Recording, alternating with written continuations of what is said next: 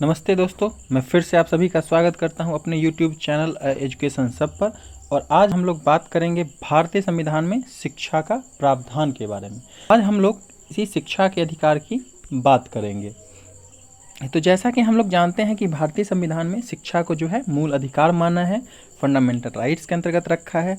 और दूसरा पॉइंट ये है कि शिक्षा के अधिकार का जो पहला आधिकारिक दस्तावेज था वह राममूर्ति समिति की रिपोर्ट थी, जो 1990 में प्रकाशित की गई थी। अगर एक अन्य महत्वपूर्ण पॉइंट की बात करें हम, तो एक थी तपस मजुमदार समिति, जिन्होंने 1999 में आर्टिकल 21A को सम्मिलित करने की अनुशंसा की थी। तपस मजुमदार समिति ने सिफारिश की कि समाज के सबसे जो गरीब तबके के बच्चों को भी ऐसी शिक्षा प्राप्त होनी चाहिए जो सबसे अच्छी गुणवत्ता के साथ तुलनीय हो, यानी कि एक अच्छा वातावरण हो और अच्छा व्यवहार हो। अब हम बात करते हैं अगर आगे, तो जो भारतीय संविधान है, ठीक है, तो इसमें नागरिकों को अपने अधिकारों का जो प्रयोग है उसको सही ढंग से करने के लिए हमारे संविधान में अनेक व्यवस्थाएं की गई हैं, ठीक है। उसी क्रम में जो भारतीय संविधान में शिक्षा का प्रावधान है उसके बारे में हम लोग आज बात करेंगे, जिसमें कुछ महत्वपूर्ण आर्टिकल्स हैं उसको हम लोग देखेंगे। सबसे पहले अगर हम बात करें तो अनुच्छेद 15, ठीक है। अनुच्छेद 15 क्या कहता है कि किसी भी नागरिक के साथ धर्म, जाति, लिंग, जन्म स्थान, मूलवंश के आधार पर भेदभाव नहीं करेगा, ठीक है।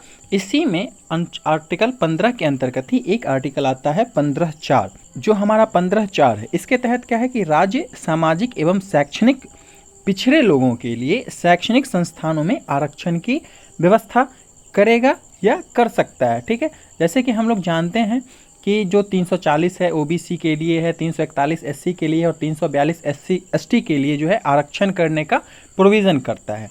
इसी क्रम में हम लोग आगे बढ़ेंगे तो अब हम लोग पाते हैं कि जो प्रथम संविधान संशोधन हुआ था 1951 में, उसी के माध्यम से इसको 15(4) को जोड़ा गया था। और इसका आधार जो बना था मद्रास राज्य बनामा चंपकम द्वैराजन मामले का निर्णय बना था। इसके बाद अगर हम बात करें तो जो यह मामला उठा था 15(4) का, तो यह राज्य के जो मेडिकल कॉलेज व इंजीनियरिंग कॉलेजों में विभिन्न जाति समुदायों हेतु कुछ निश्चित अनुपात में स्थानों को निर्धारित करना। अब हम लोग आगे बढ़ते हैं तो देखते हैं कि जब सामाजिक व शैक्षणिक दृष्टि से जो पिछड़े वर्गों को अनुसूचित जाति और जनजाति हेतु विशेष प्रावधान की बात करता है हमारा आर्टिकल 15(4). अब अनुच्छेद 15(5) की बात करते हैं, जो आर्टिकल 15 के अंतर्गत आता है। इसमें क्या कहता है कि 15(5) के तहत राज्य सामाजिक एवं शैक्षणिक पिछड़े लोगों के लिए उच्च शैक्षणिक संस्थानों में आरक्षण की व्यवस्था कर सकता है। यानी कि जो भी IIT है, IIM है, या जो भी बड़े लेवल का जो शैक्षणिक संस्थान है उसमें जो है ये आरक्षण की बात करता है 15(5). और जो 93वां संविधान संशोधन 2005 के द्वारा जो है आर्टिकल 15 में 15(5) को जोड़ा गया था। और किसी भी जो शैक्षणिक संस्थान हो, यानी सरकारी या गैर सरकारी में नामांकन हेतु पिछड़े वर्गों को विशेष प्रावधान देगा, विशेष जो है उसके लिए प्रोविज़न करता है। अगर हम अब आगे बढ़ें तो पाते हैं कि जो 15(5) है इसमें सुप्रीम कोर्ट ने अशोक कुमार बनामा भारत संघ 2008 में इसे वैध ठहराया था। अब देखिए एक आर्टिकल 15(3) भी है, ठीक है। 15(3) क्या कहता है कि स्त्री शिक्षा का ये बढ़ावा देता है, यानी कि स्त्री शिक्षा, यानी कि जो इस अनुच्छेद की अगर हम बात करें तो यह बताता है कि राज्य को महिलाओं और बच्चों हेतु विशेष प्रावधान करने से नहीं रोकेगा, ठीक है। यानी कि राज्य जो है महिलाओं एवं बच्चों के लिए विशेष प्रावधान कर सकता है। और जो सुप्रीम कोर्ट के निर्णयानुसार महिला को प्राप्त जो प्रसूति अवकाश, ठीक है, केवल लिंग पर आधारित न होकर विशिष्ट शारीरिक स्थिति पर भी आधारित है। और राज्य केवल महिलाओं द्वारा संचालित शिक्षण संस्थान की भी स्थापना कर सकता है। छोटा सा नोट है कि जो महिलाओं, बच्चों, अनुसूचित जाति और अनुसूचित जनजाति या फिर जो पिछड़े वर्ग के उत्थान के लिए जो है ये विशेष प्रावधान किया गया है, या कभी राज्य चाहे तो विशेष प्रावधान कुछ भी कर सकता है।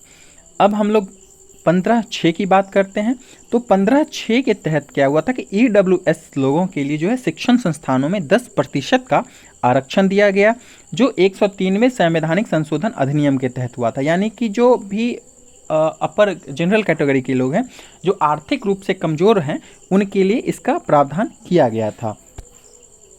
अब हम लोग बात करते हैं 21A का, जो एक महत्वपूर्ण आर्टिकल है, जो हम लोग जानते हैं, हम लोग पढ़े हुए हैं और हम लोगों को इसके बारे में अच्छे से पता है। तो 21A क्या कहता है, ये वर्ष 2002 में 86वें संवैधानिक संशोधन से शिक्षा के अधिकार को संविधान के भाग 3 में एक मौलिक अधिकार के तहत शामिल किया गया था। और जो हमारा 21A है, ये क्या कहता है कि जो भी राज्य है, ठीक है, तो यह जो है 6 से 14 वर्ष के बच्चों की प्राथमिक शिक्षा के लिए अनिवार्य एवं निःशुल्क व्यवस्था करेगा। अब हम लोग अनुच्छेद 28(1) देखते हैं। अनुच्छेद 28(1) क्या कहता है कि राज्य निधि से पूर्णतः पोषित किसी भी शिक्षण संस्थान में किसी प्रकार की धार्मिक शिक्षा नहीं दी जाएगी। यानी कि अगर कोई संस्थान है जिसको राज्य जो है संचालित कर रहा है या राज्य के कोष से जो है किसी भी प्रकार का उसे पोषित किया जा रहा है या धन दिया जा रहा है, तो उसमें क्या होगा, किसी भी तरह की धार्मिक शिक्षा नहीं दी जाएगी। यानी कि कोई भी तरह का, जैसे कि हिंदू मुस्लिम या सिख ईसाई, किसी भी तरह का कोई भी प्रावधान नहीं किया जाएगा, नहीं पढ़ाया जाएगा, कोई भी विशेष धर्म की शिक्षा नहीं दी जाएगी। अगर कहीं पे शिक्षा की बात होती है तो सभी धर्मों को समान मानते हुए सभी धर्मों के लिए शिक्षा दी जाएगी। अब एक और आर्टिकल है हमारा, अनुच्छेद 28(3) है, जो बताता है कि राज्य निधि से सहायता प्राप्त किसी भी शिक्षा संस्था में बच्चों को किसी धार्मिक उपासना में उपस्थित होने के लिए बाध्य नहीं किया जाएगा। अब हम लोग आगे बढ़ेंगे तो पाते हैं कि आर्टिकल 29(2) अभी जितना हम लोग कर रहे हैं ये सब भारतीय संविधान में जो शिक्षा के प्रावधान के अंतर्गत आर्टिकल अनुच्छेद है उनकी बात कर रहे हैं। तो अनुच्छेद 29(2) क्या कहता है कि राज्य द्वारा पोषित या राज्य निधि से सहायता प्राप्त किसी भी शिक्षण संस्थान में किसी भी नागरिक को धर्म, मूलवंश, जाति, भाषा या इनमें से किसी भी आधार पर शिक्षण संस्थान में प्रवेश से वंचित नहीं किया जाएगा, नहीं रखा जाएगा। यानी कि इनके आधार पर उनको जो है किसी प्रकार का व्यवधान उनके शिक्षण व्यवस्था में या शिक्षा में नहीं किया जाएगा। अब आर्टिकल है एक हमारा अनुच्छेद 30(1) जो कहता है कि धर्म या भाषा पर आधारित अल्पसंख्यक वर्गों को अपनी रुचि अनुसार शिक्षा संस्थान की स्थापना और प्रशासन का अधिकार होगा। यानी कि जो अल्पसंख्यक वर्ग हैं, जो छोटे जाति के लोग हैं या जो अनुसूचित जाति जनजाति हैं, पिछड़े लोग हैं, उनको यह व्यवस्था दे रही है राज्य कि वो जो हैं अपने जाति आधारित, जो भी अल्पसंख्यक लोग हैं, अपने वर्ग आधारित अपनी रुचि अनुसार अपने शिक्षा संस्थान की स्थापना कर सकते हैं, उनका प्रशासन कर सकते हैं, इनके लिए उन्हें अधिकार होगा।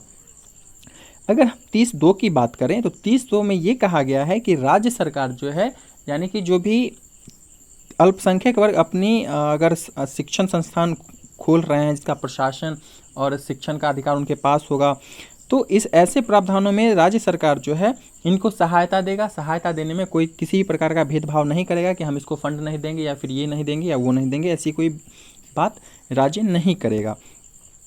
अगर हम एक और आर्टिकल देखें तो आर्टिकल 45 है, अनुच्छेद 45 है। इसमें कहता है कि जो भी 0 से 6 वर्ष के बच्चे हैं उनकी शिक्षा और देखभाल की व्यवस्था का कर्तव्य जो है राज्य पर है, उनकी देखभाल राज्य करेगा। और यह जो है वर्ष 2002 में 86वें संवैधानिक संशोधन के तहत व्यवस्था किया गया था।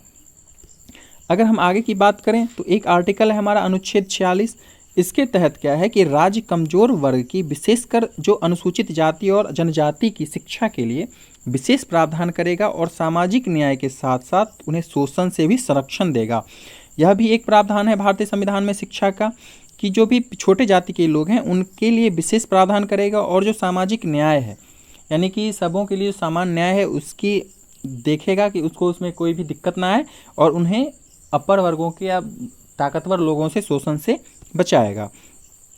इसके अलावा एक और आर्टिकल है हमारा 51A, जिसमें 11वें पॉइंट में लिखा है कि 6 से 14 वर्ष के बच्चों को शिक्षा के अवसर प्रदान करना और माता पिता या अभिभावकों के रूप में यह सुनिश्चित करना कि उनके बच्चों को ऐसे अवसर प्रदान किए जा रहे हैं या नहीं, ये भी सुनिश्चित करना है, उनके माता पिता अभिभावक का काम है, जो आर्टिकल 51A में वर्णित है। और इसी के साथ यह भारतीय संविधान में शिक्षा का प्रावधान यहाँ पे समाप्त होता है। अगर इसमें कुछ छूट गया हो तो आप लोग कमेंट करके ज़रूर बताएं, और हमारे साथ जुड़े रहें एजुकेशन सब के साथ। आप लोग ये वीडियो देख रहे हैं इसके लिए आप लोगों का बहुत बहुत धन्यवाद, और please like, subscribe and share ज़रूर करें। Thank you.